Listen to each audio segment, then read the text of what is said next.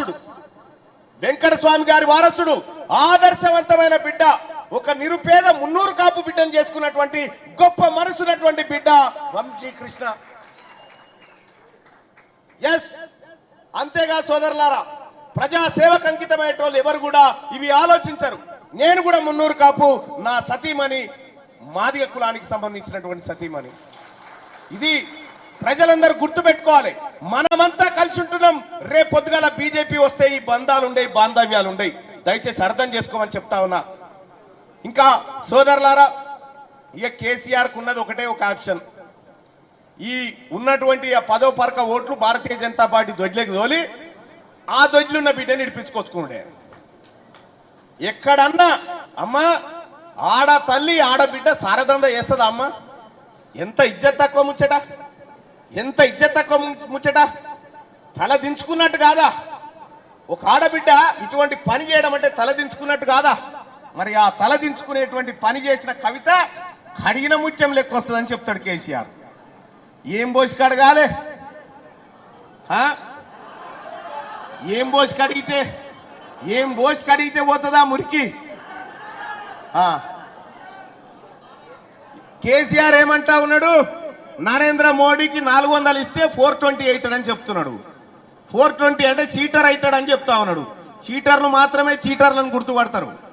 కేసీఆర్ మాత్రమే ఇంకో చీటర్ను గుర్తుపట్టగలుగుతారు, ఎందుకంటే ఈయన చీటరే కాబట్టి. ఏం చేయలే వీళ్ళు, ఏమి చేయలే. ఉన్న కాడికి లూటీ చేసి తన ఖాందాన్ని కేసీఆర్ రక్షించుకుంటా ఉన్నాడు. ఇవాళ ఈ దేశంలో ఉన్నటువంటి బిడ్డలకు, రైతు సోదరులకు రుణమాఫీ చేయమంటే చేతగాలే నరేంద్ర మోడీకి. కానీ ఈ సింగరేణి బొగ్గు గరిని ఎత్తుకపోదామని చూస్తున్న అదానీలకు, అంబానీలకు 14 లక్షల కోట్ల రూపాయలు మాఫీ చేసినటువంటి వ్యక్తి నరేంద్ర మోడీ గారు.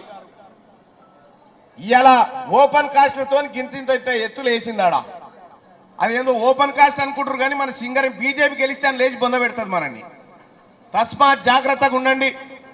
ఎక్కడ ఏలు పెట్టని, ఎక్కడ కాలు పెట్టని భస్మమే అయిపోతా ఉంది తెలంగాణ రాష్ట్రాన్ని. ఆ తల్లి సోనియా గాంధీ, నా బిడ్డలు చనిపోతా ఉన్నారు, నా సోదరులు చనిపోతా ఉన్నారు, ఈ రాష్ట్రంలో నా పార్టీ లేకుండా పోయినా సరే గాని ఈ తల్లులకు ఇచ్చిన హామీ నెరవేర్చుకుంటా అని ఆ తల్లి మాట కట్టుబడి తెలంగాణ రాష్ట్రాన్ని ఇచ్చింది ఆ రోజు.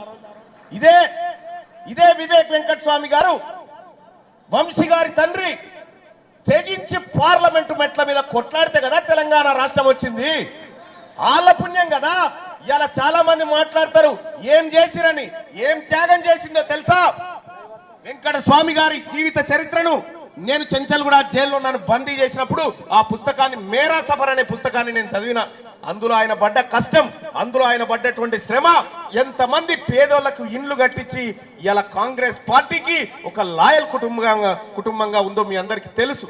అటువంటి వీలైతే మేరా సఫర్ చదవండి. అటువంటి జీవితం మనందరికీ ఆదర్శంగా ఉండాలి.